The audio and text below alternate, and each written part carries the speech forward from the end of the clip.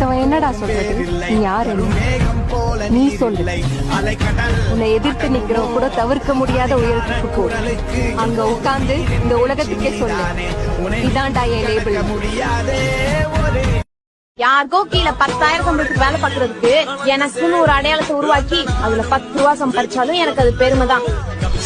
வேண்டாம் பவுனோட கையில் நான் வந்து சேரும் அந்த நாளும் வெகு தூரம் இல்லையோ.